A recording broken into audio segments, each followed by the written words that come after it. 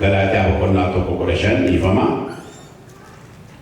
Waaqayyo garaa haadha kootii jalqabee na fo'achuutti ayyaana isaatiinis na waamuutti gammade. Kadhata gabaabaa. Sagalee kee nu barsiisi Gooftaa. Dubbiin kee jireenya namaa haaressa. Sagalee kees ergee sagalee isaas ergee boolla du'aa keessaas isaanan oolche jireenyattis hin jiraachise jedhamee akkuma caala. Akkuma kana sagaleen kee jireenyatti nu geessa. Galanni siif haa ta'u. Waaqayyo Abbaa ati nu gidduutti argami. Tola kee sagaarummaa kee bara baraan nu jiraachisi. Maqaa Yesuus Kiristoos isa amanamaa bara baraan amma dhumaatti nu geggeessi. Hafuurri kee nu wajjin ta'u maqaa Yesuusiin. Ameen. Waaqayyo gaaf tokko Abrahaamin waame jedha Macaafni Qulqulluun gaaf tokko. Seera Uumamaa boqonnaa 12 Abrahaamin hin waame. Waaqayyo Abrahaamin yommuu waame biyya kee keessaa lammii kee keessaa maatii abbaa kee keessaa gara ansi argisiisutti deemi jedheetu Waaqayyo Abrahaamin waame. Biyya isaa gadhiisisuudhaaf Waaqayyo kan inni jedhe biyya isaa lammii koo inni jedhee lammii isaatti boonatu lammii isaatti ittiin aadatu sana keessaa Waaqayyo gadhiisisuuf maatii abbaa koo jedhee isatti aadatu sana keessaa Waaqayyo Abrahaamin gadhiisisuuf hin waame. Waamichi inni nummoo itti waamamne karaa Kiristoosiin jireenya isa kanaan dura jiraachaa turre biyya lafaaf fakkeettii ishee hojii ishee hundumaa wajjin kan ittiin walii galaa turre sana keessaati gara jireenya ifaa gara jireenya isa dinqisiisaatti waamedhan Phexros immoo gara ifa isa dinqisiisaa gara ifa isa hin dabarre gara yeroo hundumaa Waaqayyoof taanee itti jiraannu sanatti Waaqayyo gara sanatti waame. Gara sanatti waamichi. Dhagaa waamichi jireenya namaarratti kan ilaalamu kan mul'atudha. Kiristoosin warri waamaman. Kanaaf mallattoon warri waamamanii maal qabu isa jedhu ilaalaa jalqabnee turre galgalaa. Mallattoon warri waamamanii maal qabu? Maal inni mallattoon isaanii? Maaliin beekamu warri waamaman kun? Maaliinis argamu? Isa jedhu inni tokkoffaan jaalala jedhanii jaalala. Akkuma kaleessa ilaalaa turre Kiristoos jedha Efesoon 3 irraa Kiristoos amantiidhaan garaa keessan keessa akka buufatuu fi jaalalattis hiddaaf hundee akka godhattaniif kadhachuu kooti isiniif jedha Phaawulos. Jaalala. Jaalalli kan inni qabu qabxii sadan arfan tokko ilaalleerraa jaalalli abboommiidha jenna. Jaalalli abboommii. Yohaannis 15 irratti akkuma an abbaa kootii hundumaa eegee abbaa kootiif hundumaa eegee jaalalattis qabamee jiraadhu isinis abboommi koo hundumaa eegdanii jaalala kootti qabamaati maal godhaa eegee jiraadhaa jaalalli abboommiidha.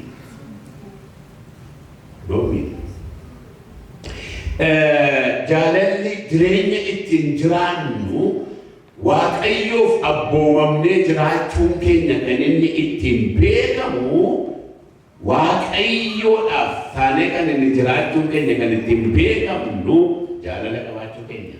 Kanaaf warri waamamanii mallattoo jaalalaa qabu.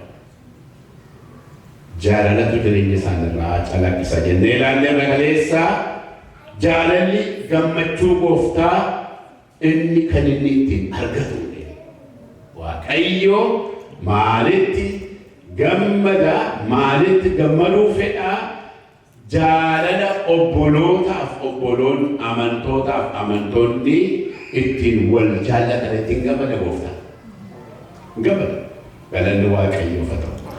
Kaleessa akkuma ilaallee Yohaannis 11:1tti gammachuun koo isin keessatti akka argamuuf gammachuun keessanis guutuu akka ta'uuf kana hundumaan isinitti dubbadhe. Kanaaf jaalala gammachuu isa kan gooftaa. Jaalalli ifa jireenya keessa kan nama jiraachisuudha jennee ilaalleerra kaleessa. Irra deemuun jedha warra kaleessaaf xinnoo irratti fiigeen dubbadha. Jaalalli ifa jireenya keessa akka jiraannuuf ergaa Yohaannis isa duraa 2:9 maal jennee namni ani ifa keessa jira jiraachaa jedhu obboleessa isaa moo jibbu ammayyuu dukkana keessa jira. Namni ifa keessa jira jedhu Kiristoositti amaneera kan jedhu obboleessa isaa kan jibbu garuu inni maal keessa jiraachaa jira? Dukkana keessa jiraachaa jira. Dukkana keessa jiraachaa. Dukkana keessa bahee galaa deddeebiisa dukkana keessaa Yohaannis yommuu nu caafu. Namni obboleessa isaa jaallatu garuu ifa keessa jiraata. Maal keessa jiraata? Namni jaalala qabu ifa keessa jiraata. Jechuun egaa namni jibbuu dukkana keessa jiraata. Waldaan dhufaa dukkana keessa jiraata. Hin faarfataa dukkana keessa jiraata. Hin lallabaa dukkana keessa jiraata. Abeet. Hin raajaa dukkana keessa jiraata. Yohaannistu jedhe.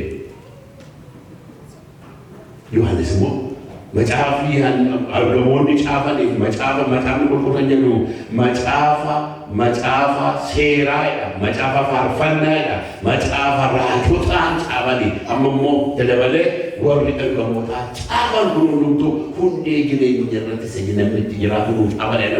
Ergamoonni kan caafamanii hundee jireenya namni itti jiraatu caafanidha. Macaafa keessatti isa caafame.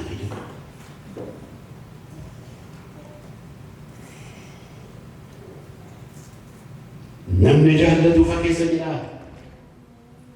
Ifa sana keessa waan jiraatuuf kan isa gufachiisu konjugee. Abaluu kan naan jedhee kaleessa dubbateera fakkeenya baay'ee dubbateera turan deemu maaliifi warri kaleessaa akka isaan nan dhufeef immoo isiniif jedhee kan xinnoo irra turaa warra kaleessa turre. Kanaaf hin gufatan. Warri waamaman Kiristoositti warra dhugaa jireenya Kiristoos warra isaan jireenya jiraataniif Kiristoositti warri waamaman hin gufatan. Maaliif beektu jaalala waan deddeebi'an hin gufatan. Kana jenna. Kan biraa jaalalli ijoollee Waaqayyo nama taasisaa ijoollee Waaqayyo ta'uu keenya maal nu godheedha? Nu taasisa. Mallattoon jaalalaa nu ijoollee Waaqayyo ta'uu keenya mirkaneessaa jiru. Warri biyya lafaa nu beeku. Kanaan dura isin biraarra waggaa 44 kan ture yeroo kaleessa ture fakkeenya kaaseera waa'ee kooti harkaaseera namoota irraa kan nagaatu. Nu isin beekna gabaa keessatti jedhan maal jennaan jaalaluma keessatti isin beekna. Yeroo lallaban miti kan isaan nu beekan. Yeroo konfiraansii goonu miti isaan nu beekan. Yeroo nuyi advertisingii waa'ee waldaa keenyaa dubbannu miti namoonni kan isaan nu beekan. Jaalalaan jiraachuu keenyaan nu beeku. Ijoollee eenyu ta'uu keenya? Ijoollee Waaqayyo ta'uu keenya beeku. Ijoollee Waaqayyo hin beeku. Ijoollee Waaqayyotu hin jiru. Galanni Waaqayyo haa ta'u. Kan biraa jaalalli ergaa gooftaa isa jalqabaati. Akkuma isin dubbannee ergaa Yohaannis isa duraa 3:1 arguu dandeessu. Jaalalli kan Waaqayyooti jennee ilaalleerra. Kaleessa warra kan turre. Jaalalli kan eenyuuti? Maaliif dhowwattanii waan kee miti jechuudha. Utuu kan keessan ta'e dhowwattanii waa miti. Jaalala. Kan keessa warra kan keessattuu ta'e jechuudha. Yookiin bitattanii yookiin immoo karaa fudhattanii ta'uu danda'a jaalala kana. Garuu Kiristoos baloluu kenna. jaalalli kun furan demo Kiristoos emu furan demo immoo Kiristoosin aman demo jaalala kana wajjin furan jaalalli kun kan goobiti jaalachuun kan goobiti maalin doonaan kennu isheen doonaan laattu waan dubbadhu hunda accepting godhu jechuudhaan miti jaalala darbinee jaallachuu jaalala darbinee jaallachuu mallattoo sadamaffaa ilaalleetu isan finne mallattoo sadamaffaa mallattoon lammaffaa dhiifama gochuu beeku warri waaman mallattoon isaanii kanaan beeku Marke. Mana beekamu. Kaleessa Maatiyos 18:21 dubbifadhaa. Kaleessa laalleerraa.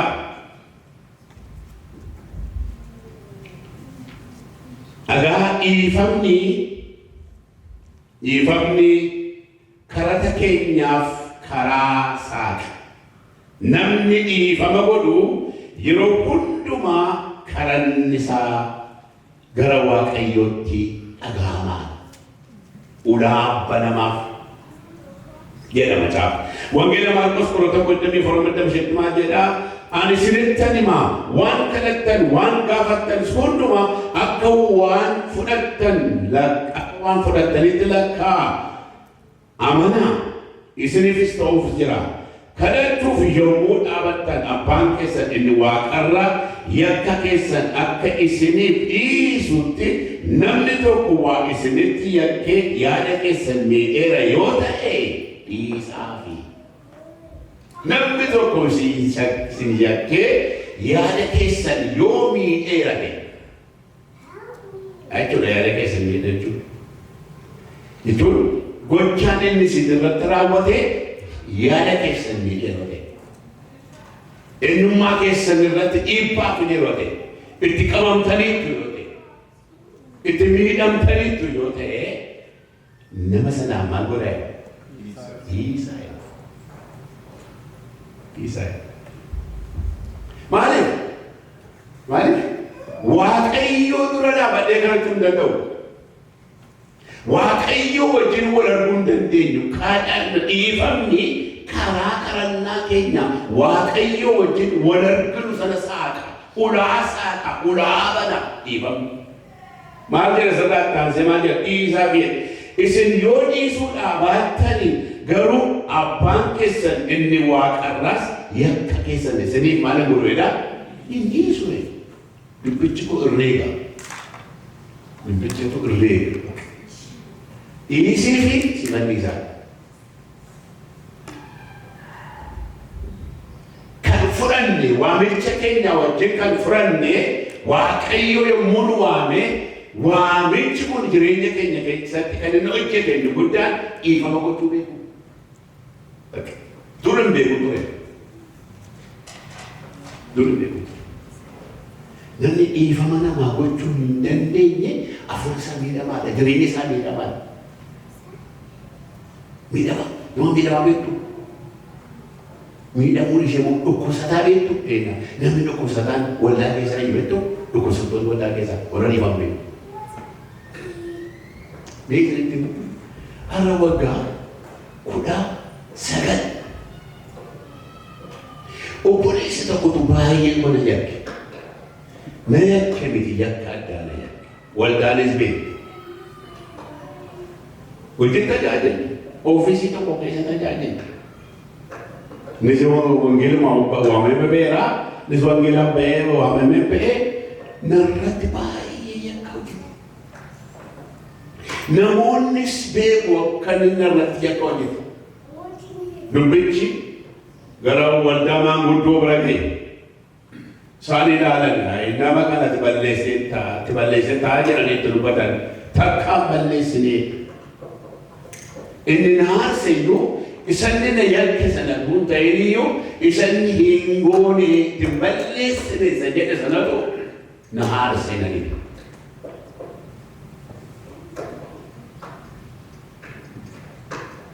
Takka turee dhiifama na gaafata. Ilaamee jedhee isanatti balleessite sana caalaa isa hin balleessine homaa miti ishee salphaa maal kun guddaa almaa kun kanuma siinee si godhaan jetti sirratu na miidheen jedhee innaan dhiifa manaa godhinaa lakkiisii kun godhuu takkaan toraa beerratti akka radhaa jedhee. Anaa nyaatu beektu. Amma kun karaa nama barbaachisaa. Dhiifama gochuun, dhiifama gaafachuun karaa nama barbaachisaa caafamee yeroo isa caafamee hin jiru duratti karaa nama ta'e. Isarratti karaa nama ta'e. Natti dhugaanis dhimma mana kootu dhukkubsate. Mana kootu dhukkubsate. Nan kadhadhaa ulaan cufama. Afurri Waaqayyoo nan kadhadha jilbeeffadhe gaafa jilbeeffadhe afurri Waaqayyoo narra dhufana. Salphaa Waaqayyoo afurri Waaqayyoo akka kanaatti na shaakalsiise. Gaafuma jilbeeffadhu narra dhufa gooftaan bakka qooqa haaraa kanan gadhiise. Takka ture mul'atan kun jalqaba. Amma hafuura narra dhufuu isaatiin ilma cufame shaddaa'uun Shirma yaalaa. Shirman yaalaa itti guutuma kana jedhu ji'a tokko wayii ga'e. Mana koo dhukkubsate. Eebbi mana keenya keessaa nu oolaa ta'e ji'a tokko wayii. Haati manaa koo moonan dhosa yoo isheetti badde mana dhiifi jedhamu. Akka turtee naannee hojjettuun mana keenyaa keessatti hortinaa zayitii ji'aa bitamu guyyaa kudhatti dhumu. Gaashee naan jetti adooftee gaafatti boqonnaa malee gaashee zayitiin dhume naan jetti. Maal ishee gaafadhu hin goosumaan gaafadha seetu dhuta yeroo baay'ee naan jetti. Xaafiin hin bitama kun kiiloo 55 naan jedhatti ijoollee wajjin mana gahaa amma garuu guyyaa kudhanii dhumu jalqabe. Gaashee xaafiin hin dhume. Lakkaa ulaa bichaa miti mana keessaa eebbi cufame. Baay'ee miidhame.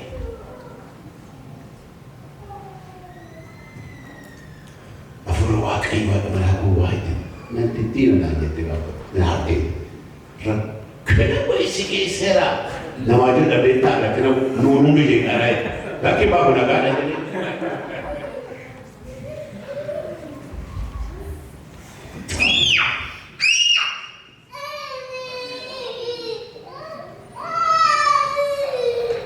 Guyyaadhaaf tokko Waaqayyoo inni naaf gaddu inni garaa naaf Waaqayyoo gara oolfee ji'a lamaaf guyyaa 29 irratti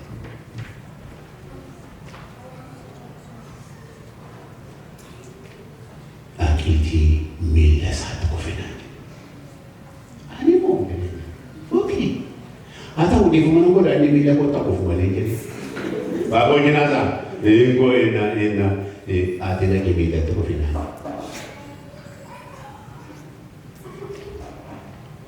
Mali awak itu nasi nangkat itu jawab gini boleh jiran engko. Namun ada awak mana nama tu si beka balik, ansi beka mana. Siapa? Anu berbi. Aku kasih na. Alka kau kasih na jangan apa baca ni. Kemila satu. Ini simpul. Itti barasanati. Kamu bakal ditemu. Itti barasanati. Lama falu sejumpa baru. Ini dikubur. Namni kamu kau satini koidan. Atan malu tu kamu pun ai warabi safulla tinggal buni. Ifa mana mago cuti isu isini filada Ifa kana lama fanu kusaba nage dora sakasengone edisi bode de kana ke modamo kakkawal kasisu Waaqayyo nama amana narap sinamni na mallan chide mallan chide Hindu ini nak wan dua event tu sih, nama dua event tu. Akeekee Phaawulos ji'eetu Galaatiyaa boqonnaa lamarratti maal jedhee lakkoofsa 22 si'achi anatu jiraata miti. Eenyu keessa jiraata? Yesuus Kiristoostu ana keessa jiraata. Ani seera jiraachuu maaliif jedhe yoo waan fedhatee yoo jedhe ana miti kan jiraachaa jiru. Eenyu jiraachaa jira? Phaawulos Yesuustu jiraachaa jira. Yesuustu jiraachaa jira. Kanaaf Yesuus isin keessaa jiraata. Si'achi ana miti isatu na keessaa jiraata. Waa'ee koo kanatti eenyu laallatanii? Kanaaf dhiifamni nama hundumaaf jenneerra dhiifamni garaa waliif laafuu jechuudha. Efesoon 4:32 walitti kan toltan garaan keessanis kan walii laaftan ta'a akkuma Waaqayyoo karaa Kiristoos cubbuu keessanii isiniif dhiise isinis akkasumas waliif dhiisa. Garaa waliin galanni Waaqayyoof haa ta'u. Dhiifama waliif gochuu, garaa laafina waliif argisiisuu, wal danda'u yeroo hundumaa galanni Waaqayyoof haa ta'u. Namni dhiifama godhu ayyaana Waaqayyoo dabalata. Namni dhiifama godhu ayyaana Waaqayyoo dabalata. Waaqayyo yoo hundumaa jireenya isaa hafuuraan guddisa. Guddinni jireenya isaatii yeroodhaa yerootti dabalaa deema. Dhiifama namni godhu guyyaadhaa guyyaatti jireenyi isaa ayyaana Waaqayyootiin calaqqisaa deema. Namni dhiifama godhu yeroo hundumaa hafuura nagaadhaan ta'ee galee jiraata. Waan qabutti gammada, waan qabuttis immoo Waaqayyoon galateeffata.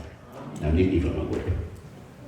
Kompileeniin godhu namni Waaqayyoo galateeffachuu beeka. Namni dhiifama beeku yeroo hundumaa haara galfeessa Waaqayyoodha. Kam namni dhiifama godhu kan Waaqayyootti itti tola, kan Waaqayyoof satee sanatti jiraachuutti gammada. Isa Waaqayyo isaaf jedhe jaalala Waaqayyo sana inni itti jiraachuudhaaf Waaqayyo isa waame sanatti keessa jiraachuutti gammada. Namni kam? Namni dhiifama godhu. As jira hafuurri isaas hin jiru, gubbaarra jira. Ayyaana Waaqayyootiin yeroo hundumaan kaka. Isa hafuurri namaa gaddu, isa hafuurri tokko karannaa dadhabuun maaliif? Dhiifama nama godhuutu ayyaanni isaa akkuma dabalaa deemu yeroo hundumaa waan kan Waaqayyoo ta'e isa keessatti naara. Waaqayyoo naara.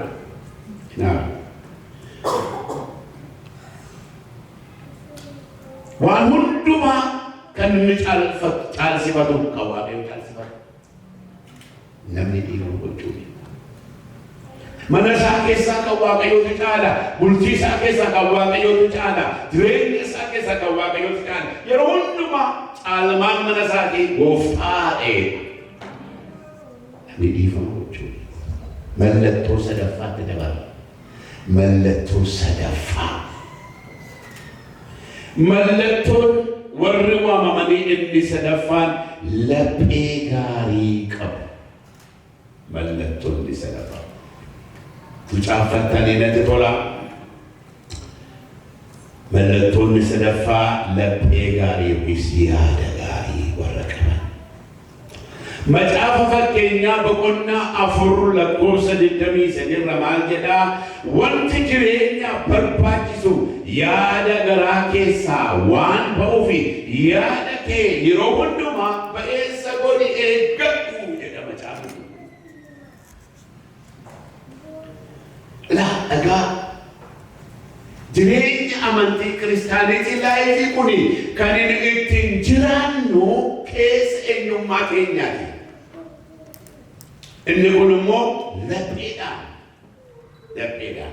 Kanaaf macaafni qulqulluu wanti jireenya barbaachisu jechuudha. Isa kan Waaqayyoo ta'anii jiraachuu inni kan barbaachisu yaada garaa keessaa waan ba'uuf yeroo hundumaa yaada garaa keetii maal godhee beessa godhi maal godhee eeggadhu waan biraami.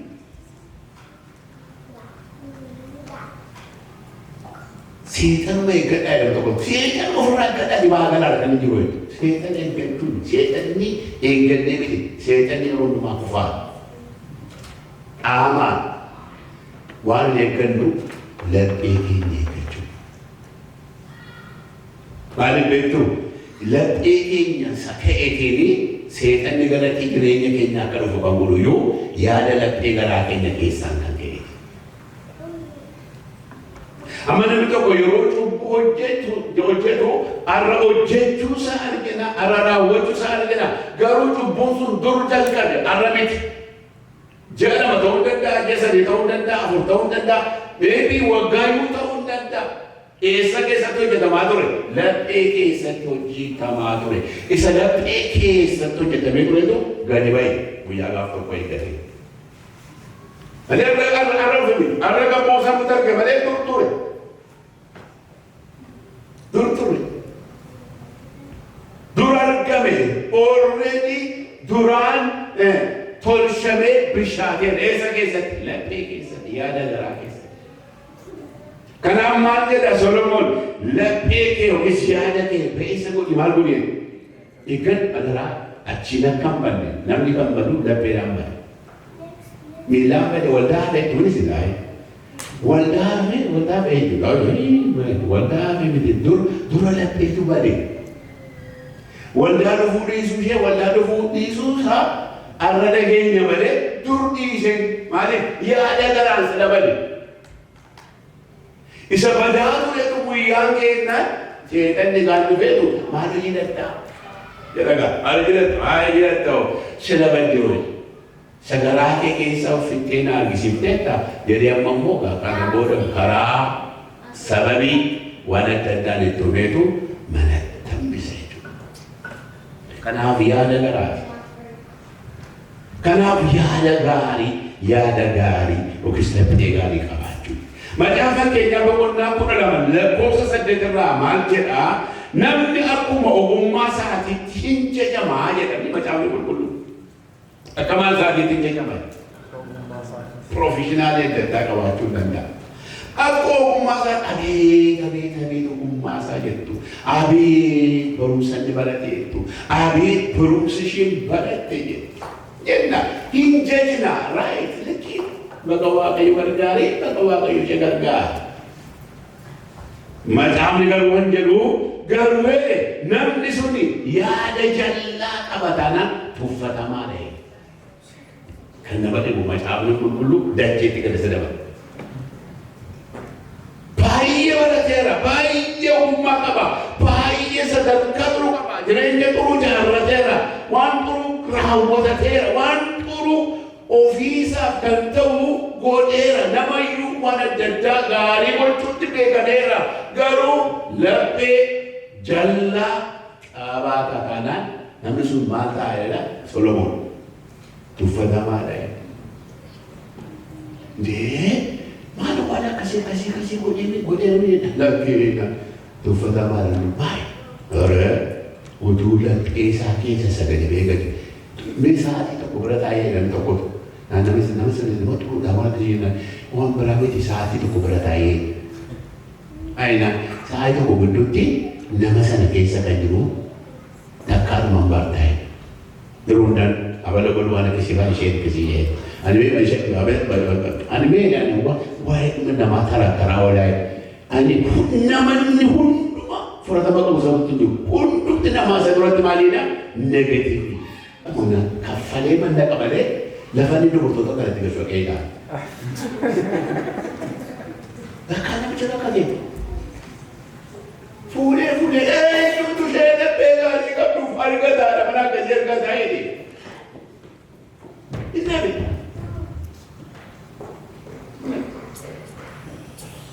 Tokkuma nuu kenneef galanni isaa bata. Kaani tokko jedhu turuu kalama jedhu dubartii warra Gibxii dhaqee fuudhee maaliif dhaqee fuudhee hin sodaatu darbu akka baasan warra Gibxii kana waraana jedhetu mootii keessa intala warra Gibxii keessa dhaqee fuudhee Kabramos sabri beektu Mo'aab keessa dhaqee fuudhee Kabramos Amoon keessa dhaqee fuudhee ada manaadha maaliif isaan yeroo sana marsanii waan isa duraachisanii fi yooni dubartii isaanii keessa durba isaanii keessa mootota keessa fuudhee na waraananidha soddummaa baay'ifachuuf utuma sodaatu soddummaa baay'ifachuuf akka isaan waraanne soddummaa barbaachuuf fira furachuuf jedheetu dubartii mana buute namchi kun lakkaan inni sodaatu haadha manaa dabalatee buufe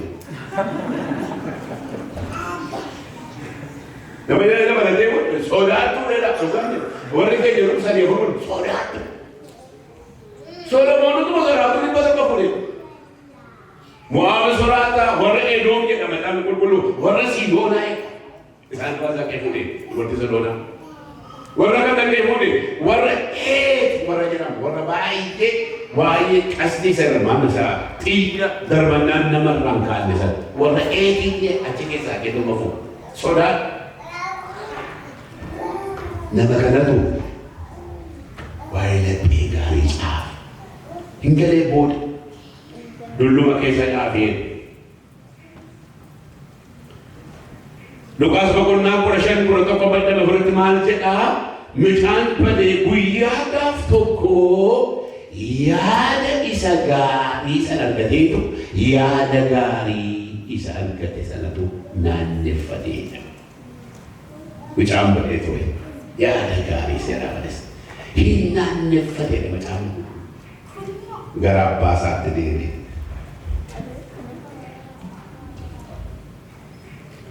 Hallelujah. Laphee gaarii. Maarqos 7:1 amma 23 maal jedhaa yaanni hamaan hundinuu keessa garaa namootaatti ba'a. Isaan immoo haalalummaa, hanna, nama jeesuu, ejjummaa, sassata, hammina, attummaa, gadhiisii, weedduu, nama salphisuu, of tuulummaa isaan kuniyyuu yaada namaa keessaa ba'u. Kanaaf yaada kee gaarii godhi, laphee kee gaarii godhiiti eeggadhu kan inni jedheeffata. Achi keessaa ba'u. Eessaa burqu. Kun hundumtu eessaa burqu. Lapheedhaa burqaa.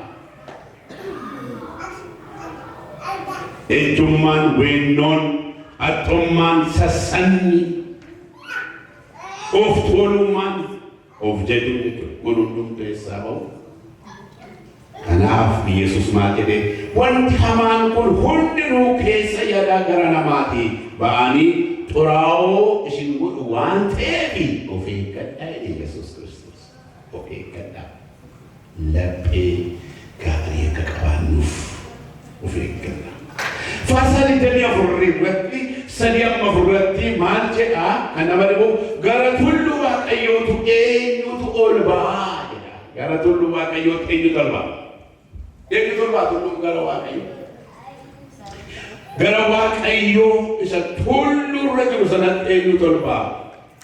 Achis kan taa'u eenyu jedha faarsaa Daawitirraa. Iddoo isa qulqulluu sana keessa dhaabachuun kan isaaf ta'u eenyu? Innis immoo isa harkisaa hin xuroofne. Isa garaansaa lapheensaa qullaa ta'eedha. Eenyutu ol ba'ee jiraata? Isa Efesoon boqonnaa 2 jedhu qabaa jedha. Waaqayyoo jedhamanii Phaawulos Waaqayyoo karaa Yesuus Kiristoosiin isin waamuu qofaatu hin ta'in Waaqayyo gara Abbaa gara mirga isaa isin maal godheera achi isin teessiseera jedhamanii. Hallelujah. As maal daalaas hin jirtu garuu isa taa'aa jirtu. Eessa jirtu? Mirga Abbaan jira. Mee ameen jedhame. Warri mirga Abbaa jiraatu keessa mee ameen jedhame. Mirga Abbaan jira warri jettan jedhaa dubbadha. Mirga Abbaan jira jedhame. Asirraa garuu gubbaa jira. Kanaaf eenyutu gara gaara Waaqayyootti ol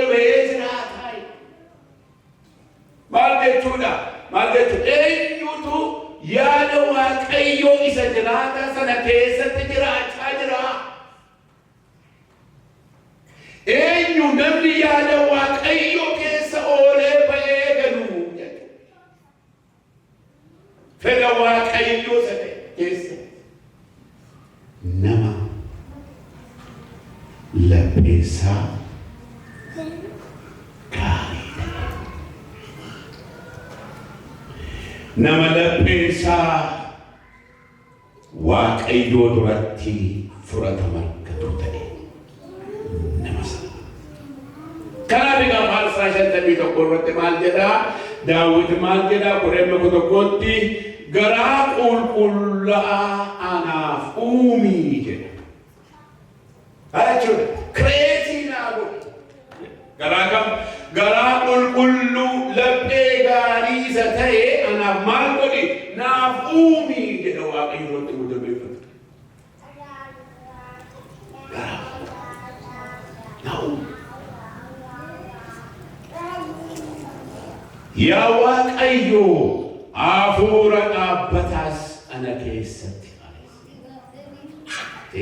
waaqayyo wajjinan wal arguun barbaadaati. Garaa qulqulluu isa ta'e isa waaqayyootti tolu isa waaqayyo laphee namaa ilaalee beeku sana nan barbaada isa naaf uumi jedha. Maaliif waaqayyo wajjin wal arganii jiraachuun waldaa dhufuu itoo hin ta'in lapheedhaan waaqayyoon wal arguudha waan ta'eef laphee qulqullaa isa yakka hin qabaanne Maarqos irratti Yesuus barsiise isa hammeenyi hin qabaanne haxxummaa isa hin qabaanne of jechuu isa hin qabaanne of himuu isa hin qabaanne laphee gaarii sana maal naaf godhi? Naaf uumi. Haleluuyaa. Ameen jedha harka sarkaasame warra jirtan ameen jedha ameen. Laphee kana naaf uumi. Maaliif egaa fuula kee duraa anan balleessin jedha. Maaliif akseeptii akka inni qabaanne nan godhin laphee kun hojjedhuuti akkan fuula kee duratti akseeptii ta'uu na godhe. Namni laphee gaarii hin qabu waa maaliif fuula kee duraa akka ati nan balleessine maaloo fuula kee duraa akka hin balleessine gaara waa ati jirtu sanatti ol ba'ee jiraachuun barbaada. Gubbaa sirra jiraachuun barbaada. Gubbaa jireenya fi jiraatu si wajjin asitti jiraachuun barbaada. Waaqayyo laphee isa gaarii naaf uumi. Jibba kan qaban abalu ko abalu laga isaati abalu biyya isaati aboo isa biyya aboo teessa biyya jenne lagaan walirratti wal jibbuu abee cubbuu hammeenyi xurii hadhaa.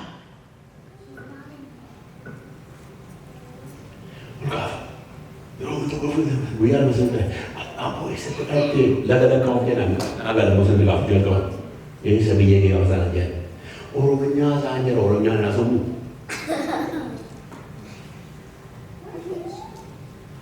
Laphee keenya qabate. Adaraa. Maaliif jedha yoo ati fuula kee duratti fudhatama yoo dhabeedha fuula kee dura yoo badeedhe hafuurri kee inni ati naaf laatte suni narraa fudhatama. Nama deemu. Lapheen baduurraa hafuurri kaa jechuudha. Sina laalamee itti fadde shaddaa ta'e. Waa ulaata kanana irratti dhufame jedhama ta'u. Daawiti dhimma qabeenyaa qabu beektumni qabeenyaa guddaadha dhimma sooromee. Sooromni isaa immoo waaqayyoodhaan irratti kan inni ijaarame sooromsa. Waaqayyo wajjin soorome. Waaqayyo wajjin waaqayyo jireenya isaa eebbise. Yeroo baratu Roberto Pede. Ya waaqayyo dhabeena. Waan ati naalatti guddisaa yoo badee yoo deeme yoo dhimma koo miti. Haleluuyaa. Waan namni qabeenyaa walitti qabeenyaa babal'ee.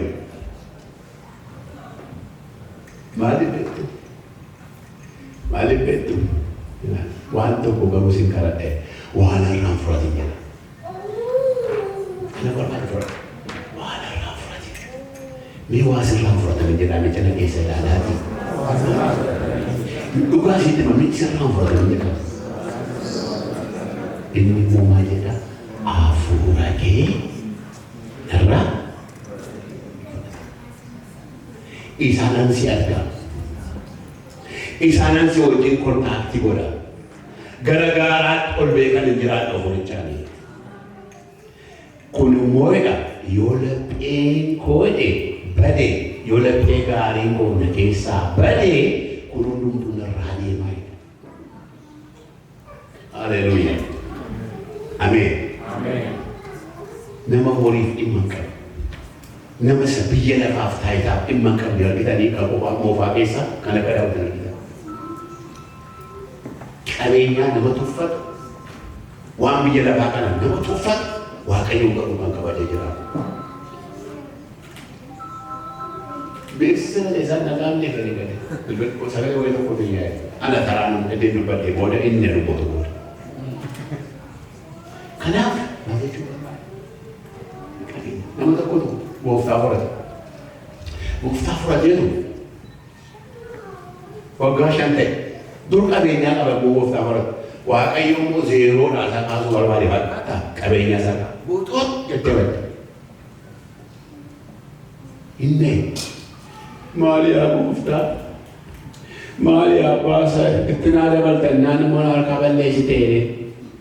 Waaqayyoon dubbata. Yaa mucaakoo kan kootiin si jalqabu barbaadaadha. Maaliif waan adda addaa hojjete tolcha mana tokko ayida qaatu ture. Achi argate waa. Amma gooftaan isa argate. Carraa argate carraa isa guddaa isa barabara. Qarshiin lafa arguun boona. Hiriyoonni isaa hunda qabate jechuudha. Qaratu jechuudha. Hiriyoonni isaa warra duraa karaa utuu ni deemaa arganitu kalaasitti waran maal? Tasfaayeen dhennaan maaliif madaka irratti wadan? Dhugaa geessanii madaa ukkate rakkattuu dheente dhugaa geessan na harkaa badde waan duutoe maaliif malna hundumtuu na harkaa fudhatan lafannaa jee wallaalee kottu kaa deebi'eedhanii dura wajjin mana qaanuu dhaqu akkasii ishii kaa'e kottu aduma furee maqnaa keessa galchaniitu mana biiraa galcha biiraa isaatti deebi'e. Oksigen galgalarraa addisuu gabayyaa beektuuf minneedha. Addisuu gabayyaa arraba xamu'aa kan biraa tokko dhufee jira waamameera. Sarkaa isaanii akkuma tajaajila waldaa na firratu isaanii nama dina firratu. Isa waamamee jira xamu'aa tokkotu iddoo biraatti dhufee har'a jedhannaa jedhan fuudhanii dhaqan halkan. Hafuurichi immoo halkan walakkaa bu'uu jalqaba. Ilaa inaanee buna minjeerraa ixaana si minjeerraa yaaddeeni yeroo galtuu ixaana kana qabattee buna kana qabattee galtaa'an dunkaana keessa jedhanii gaa amma kana booda afurichi gaafa jedhu hindi afurichi qabu simaa boroonumu jira dhanqaayee argee dhanqaayi sila dhokattuu danda'u sharaa keessa manni abduuni wayiitti godhaniitu achi godhanii qaqqeessi.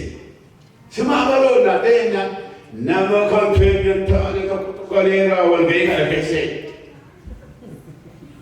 Jennaanii achas beetu eenyu namni haaraarra dhufe kan keenya gadi taaneenyaan. Siidhaa ka'eetii anoo dhiiseen dhufe jedhiitii jasanaa inni maqaa isaan naan. Maqaa gooftaan naan. Naanii aanaa jedhee aanaa qabateetu buna qabate aanaa hundumaa dhiiseen dhufee jennaanii. Kottu inni gooftaan tasi dhiyeessa gooftaa isaatti dhiyeessinna. Gooftaan qoodeen simaa baluun eenyaan kodoo lamtichi inni haaraarra dhufe kunuu sakana ennaan si maaliif dhufte? Sababii ati dhufte waaqni keenya gabbuu dide. Ayee noo gadeeraa ennaan. Situ sagalee dhufe malee inni sin ganne si dhugaa kolbee kana keessa gadeeraa.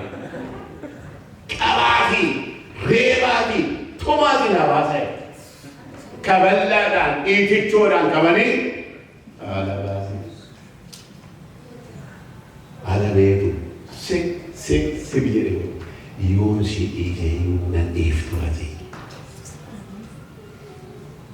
yoon si dhiise simboo'ee gooftaatti deebi'e har'a tajaajilaa. Kanaaf Daawit biyya lafaa laphee gaarii. Namoota tokko tokko amna nama laphee gaarii qaban Yoosef laphee gaarii qaba. Serba irrawata warati fum. Sirmo mabakonna afurta bisharati sira to korbet. Obbolessi isaanii obbolessi Yoosef jira obbolessi Yoosefi qabanii isa gurguran beektu qabanii dabarsanii isa laatan beektu hin gurguramee biyya Misrii dhaqe bara beelaa inni immoo biyya Misriitti maal ta'eera ittaana Fara'oon taa'ee muudameera guyyaa gaaf tokko gaafa beelli ta'e jedha macaafni qulqulluu obboloonni isaa abbaan isaanii Yaaqoob erginaan gara isaa dhaqan of dhossee namni macaafni qulqulluu indeddeebi'anii isa booda garuu Yoosef ofii isaanitti mul'ise ani obboleessa keessan Yoosef jedhee mul'ise macaafni qulqulluu hinnaanee dabarsanii waan isa laataniif ajjechaatti waan isa laataniif hinnaan akka jedhe ani obboleessa keessan Yoosef isa isin biyya Gibxitti gurgurtaniidha hin sodaatina abeetu dhaqeegaa hin sodaatina hin gaabbinas Waaqayyo duraan asitti anaan isin erguunsaa anaan asitti isin erguufi guyyaa kanaaf guyyaa beela kanaaf Yoosef immoo waggaa 7 minaan biyya Misir hundumaa sassaabee gombisaatti galcheera barri beelaa immoo waggaa 7 jira waggaa 7 bara beelaa keessatti kan isaan dhaqan kanaaf maal jedhe Waaqayyo akkanii biddeen isin nyaachisuuf as na erga malee an mishineerii ta'ee dhufe malee na gurgurtanii miti kan dhufe yabbee gaarii hedduu sana waa nama dhaqu Islamma hin gurgurre balleessa irratti raawwanneerra hamaa irratti raawwanne irratti yaadadhu hin gaabbina hin sodaatina eega Waaqayyo isa kana beekaa'uuti anaan duraan dursee isiniif na erge laphee gaarii maal abboo namni akkasii laphee gaarii jechuun hamaa isa ture gaariitti hiikachuu jechuudha Roomeen kun lafarra maal jedha hamaa maaliif mo'e gaarii mo'e oo kennan Yesuusii bara mee ameen jedhame Rabboleettiin ishee keessummaa jettu dhufte suni hafuurri Waaqayyoo bireekni usii irratti fida midhaaqoo jette ishee sana harka kee irra kaa'e Waaqayyoo takkaan jette Ama wanama darbatamama ishee oolcheera amma yuukaraa isheen irra darbaa jirtu sanatti Waaqayyo mo'icha godha waan hamaani kana booda sanyii ishee keessaa hin ba'u jedheetti biraa jedhamu biyya menjeraa beekanaa ila waan hamaa waan nama sodaachisu sanyii mucaa kee keessaa hin ba'u hin ta'u jedhani haala kanneen Sabbar ዜና ነው ማብሩ አሜን ገለል ክርስቶስ ይባላል አሜን ከራፍ ሶዳትና Waaqayyo anaan erge ana kamish neeli eegufi sinolchu bar biddee sinaachisu ergamaadhaan sammuu isaanii maal godhe hin sagadanii fedhamanii sagaduu sun isaan argesan mul'atan argesan raawwatamuuf sagadan sirriima baguma baga sagadanii Waaqayyotu mul'aticha argisiise kadhanni kan Kiristoosii badhamu kanaaf Waaqayyo namoota akkasii qaba Daawitin ilaala isa tokkodheeru achuma raawwadha waan tokko dabalatama yaada tokko dubbadhe Daawitin ilaala eenyu taa'aa ture Saa'ol ajjeesuu bari'aa ture namni kun yeroo hundumaa hin ari'atamu hin ari'atamu Waaqayyo nama kana Saa'olitti dabarsee ilaala Daawit kana guyyaa gaaf tokko Waaqayyo dabarsee Daawititti isa kenneera Waaqayyo Daawitin Saa'olitti ilaanne malee waaqayyo Saa'olin immoo Daawititti kenne. Agartu mana beekaa jedha waaqayyo Saa'olaaf looniisuma tokko malee Saa'olitu argate nana keessaa Daawit immoo yoo argate dhiifama godhaaf jedha. Dhuma akkasii. Eessumaan argataa namtitti masana gaafuma tokko argee likki isaatti dubbadhaa dheereema tokko namni sun immoo yoo mana obboleessa koo argaa laata nanawwe utuun argadhee gaaf tokko eebbisee namni laphee gaarii qabu sakkasa. Kiristaanitii laayifii dhugaa sana. Balleessuuf namoota wattaandaratti labseera Saa'ol Daawitin na barbaadaa jedhee caakkaan hundumtuu dhabne Saa'ol Daawitin ajjeesuuf Daawit immoo yoomani gooftaa koo Saa'olitti araaramaa jedhe yoom dhiifama naa godhaa jedhe laphee gaarii qabu sakkasa. Gaaf tokko waaqayyo isaatti kenne kan nama dhibu Saa'olin harka Daawititti kennaan warri Daawititti jiran maal jedhani ilaameena kunoo yeroo kun this is comfortable time yeroo kun kana waaqayyo diinota kee dabarsee sitti kenne kunoo nama kana amma har'a ina jeemnaa Daawit akka maaloo harka keessanitti buusinaa ciisee tonni jiruuti argan ina jeemnaa harka keessan akka dhimbuun ay bakka looti buufnu harka keenya ajjeesisi agarraanaan ani sitti bu'ee Alena, nama waaqayyo dibe maalitti waa'ee nama waaqayyo dibe yaa inni garuu ajjeesuuf isa barbaada. Namni waaqayyo dibe namni waaqayyo irraa dibata fudhate nama ajjeesuuf barbaada. Jeesuuf. Yeroo maqaan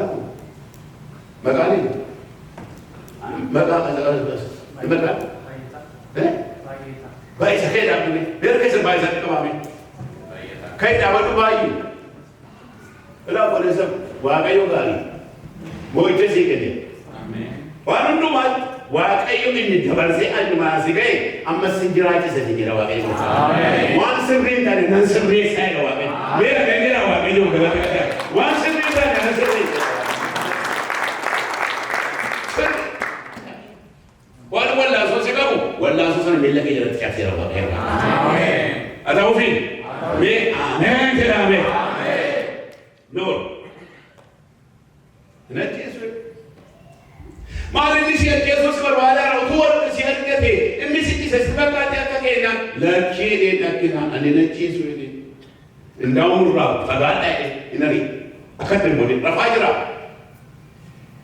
Ofirah itu, ofisah sengaja itu. Kamu kisah apa deh? Warrimoti Saulin edani sini. Warra dhibooftuunana gooftaan keessanii du'e oole hin eeddaniitti jedhe hin maal nama akkasii haa ta'u malee waaqayyotu isaa lola warri laphee gaarii qaban ofii lolan ofiitti darban maaliif jedhamu jettu maaliif dubbiin keenya nuun raawwatu maaliif dubbiin keenya nuun fiigu maaliif dubbiin keenya akka gaariitti waaqayyo waa'ee keenyaaf nuun lolu jettu ofii keenyaa waan lolluuf ofii keenyaatiin waan falmannuuf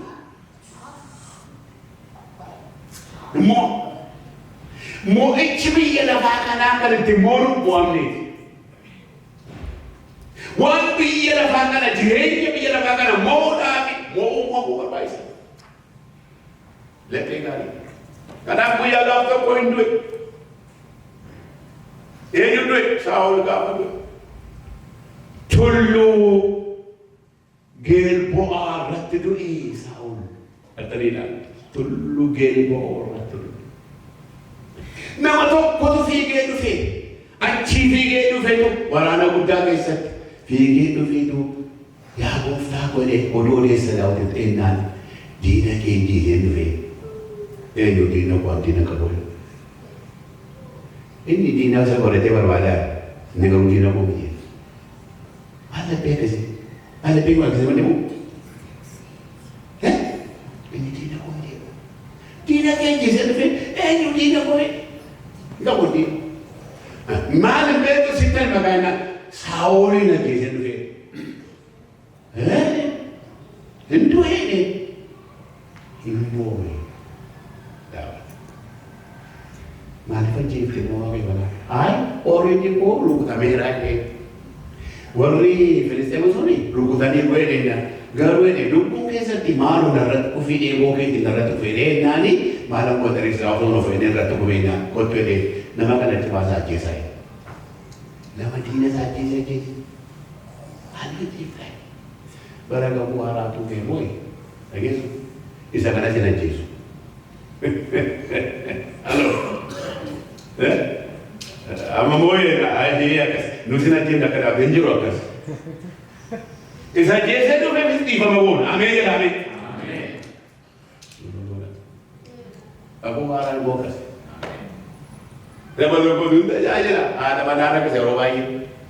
Haadha manaa akkas natti bu'unya ka'ee godhaan jiru midhaan kan qabuu fi daa'immanillee yoo isheen gattatu gargaaru natti bu'unya nama waa gargaaru dinna irra jiru si nyaata.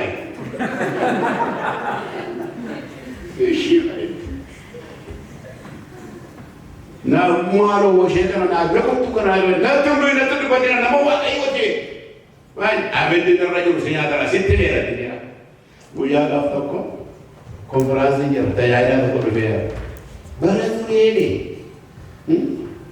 Elias abin da wa kai ko tu ya we abin da ka wa na mati fita we bara ko ko ra garu abin din na ya ga we aina abin da sana Yesu am zirai isa nama fayyisu fide fide moyni amen kaha ette adana kanu kutte galte gitti galte moyi ashi sabatte baade qaw almal janna abin dasra inara jusinya dana jere wagga hadith dudina bobate jolluman nama abin dara juru kana jere tawette Arra guru barate rabi itu kau bisa ranjut. Kenapa mereka buah desa? Kisah kenapa pun ihom. Daud mati himpo ini segala waktu juga. Mana mana itu tullu ke bosan apa? Adia tullu nana Saul seberatikan tu ini. Yona tadi mau mencari saja. Seberatikan tu, bukan seberati robik. Mereka seperti begini. Amma Yona tullu ke bo biye Israel kesa tullu sugoba. Ini tabare, jauh tabare. Namun di bayan dekani tullu ke bo sana ada ini. Goka, kanaf nama pegari kamu. Galani kan ofta batu. Ni amen. Kalau boleh tiku mana seri kan kate boda, mana boleh boleh tiku mana seri kate jadi tak kabokan. Ini makan ke? Mereka yang ada itu, kabadia. Afur litur kalau tak sanjir kan ture, darbe kasih kita betul betul kau kira, wah kayu serah serah. Sanjir betul, afur ni pun afur wajib pada betul. Bayi yesi tidak bersama. Lepas itu heyuji, wambai yang sebab membolehti. Nagaru sudah berapa sih kau hari itu nak? Ugama, ugama. Ya.